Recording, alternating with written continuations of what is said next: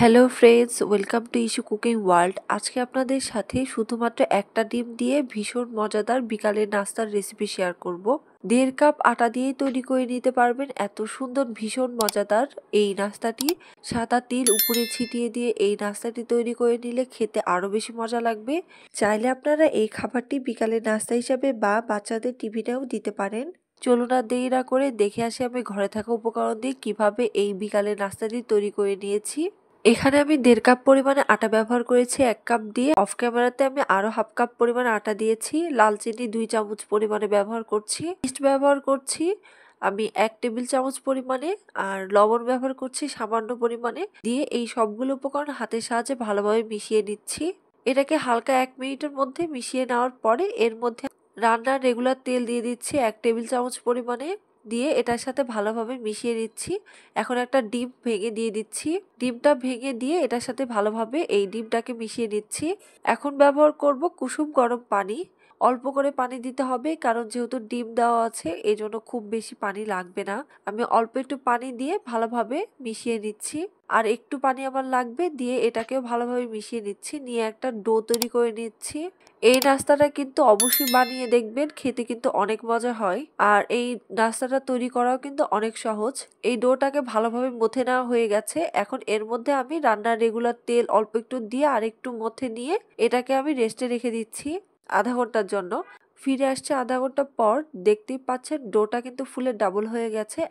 এখন এই ডোয়ের মধ্যে থেকে বাতাসটা বের করে দিয়ে এই ডোটাকে একটু মথে দিলাম। খুব বেশি মথে নিতে হবে না, 1-2 মিনিট মথে নিয়েই এখন এটাকে আমি বেলুনির সাহায্যে বেলে নিচ্ছি। বেলুনির সাহায্যে আমি একটা রাউন্ড শেপ দিয়ে নিচ্ছি। এই তো আমার শেপ দেওয়া হয়ে গেছে। এখন এটাকে রুটির মতো করে নিয়েছি। হাতে একটু পানি নিয়ে এটার গায়ে ঠিক এভাবে চেপে চেপে পানিটা লাগিয়ে দিচ্ছি। এরপরে সাদা তিল দিয়ে দিচ্ছি। অবশ্যই এই স্টেপটা ফলো করবেন, তাহলে কিন্তু তিলগুলো এর গায়ে খুব ভালোভাবে লেগে থাকবে। তা না হলে কিন্তু তিলগুলো পড়ে যেতে পারে। এভাবে চেপে চেপে তিলগুলোকে গায়ের সাথে ভালোভাবে লাগিয়ে দিচ্ছি। সাদা তিলটা অবশ্যই দেওয়ার ট্রাই করবে, তিলে কিন্তু খেতে আরও বেশি মজা লাগে। এখন একটা ছুরির গায়ে আমি একটু তেল লাগিয়ে নিয়েছি। এখন এই ছুরিটা দিয়ে ভালোভাবে এই রুটিটাকে কেটে নিচ্ছি। আমি এখানে 8টা ভাগে ভাগ করে নিব। প্রথমে 4 ভাগে ভাগ করে নিচ্ছি, তারপরে ঠিক এইভাবে মাঝখান দিয়ে আবারও কেটে নিচ্ছি। আর এই দিক দিয়ে আবারও আরেকবার কেটে নিচ্ছি। শুধুমাত্র 1.5 কাপ আটা দিয়েই কিন্তু এতগুলো বিকালের নাস্তা আমার রেডি হয়ে গেল। এখন এই নাস্তাগুলোকে আমি ভাজতে চলে যাব।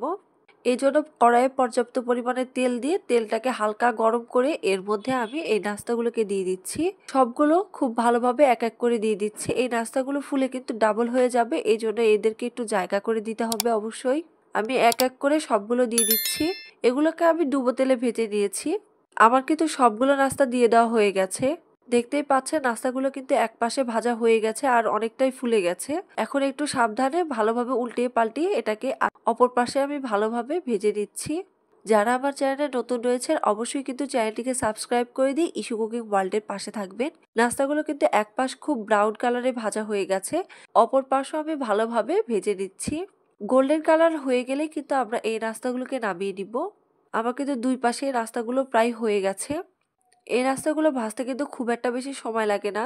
5 মিনিটের ভিতরেই কিন্তু নাস্তাগুলো প্রায় রেডি হয়ে যায়। এখন এই নাস্তাগুলোকে তেল ঝরিয়ে আমি প্লেটের মধ্যে দিয়ে দিচ্ছি। খুব সুন্দর একটা কালার চলে এসেছে। আমার সবগুলো নাস্তা ভাজা হয়ে গেছে। দেখতেই পাচ্ছেন কতটা পারফেক্ট এবং কতটা সুন্দর হয়েছে। ছোট বড় সবাই কিন্তু এই নাস্তাগুলো খেতে অনেক বেশি পছন্দ করবে। বাচ্চাদের টিফিনের জন্য চাইলে আপনারা এই নাস্তাটি বানিয়ে দিতে পারেন। এটা কিন্তু ছোটরা খেতে অনেক বেশি পছন্দ করবে। বাসায় একবার হলেও এই সাদা তিল দিয়ে এভাবে এই নাস্তাটি তৈরি করে দেখতে পারেন। আমি একটা নাস্তা ভেঙে দেখিয়ে দিচ্ছি ভিতরটা কত সুন্দর হয়েছে। এই নাস্তাগুলো খেতে কিন্তু অসম্ভব মজা। কতটা সফট হয়েছে অবশ্যই বাসায় ট্রাই করবেন। কেমন হয়েছে কমেন্ট বক্সে কমেন্ট করে জানাতে পারেন। আমার চ্যানেলে যারা নতুন রয়েছে অবশ্যই চ্যানেলটি সাবস্ক্রাইব করে দিয়ে ইস্যু কুকিং ওয়ার্ল্ডের পাশে থাকবেন। যারা এত সুন্দর সুন্দর কমেন্ট করে ইস্যু কুকিং ওয়ার্ল্ডের পাশে আছেন সবাইকে অসংখ্য ধন্যবাদ এভাবে আমার পাশে থাকার জন্য। সবাই ভালো থাকবে, সুস্থ থাকবে। আল্লাহ হাফেজ। আর নতুন নতুন রেসিপি পেতে অবশ্যই আমার চ্যানেলটিকে সাবস্ক্রাইব করবেন।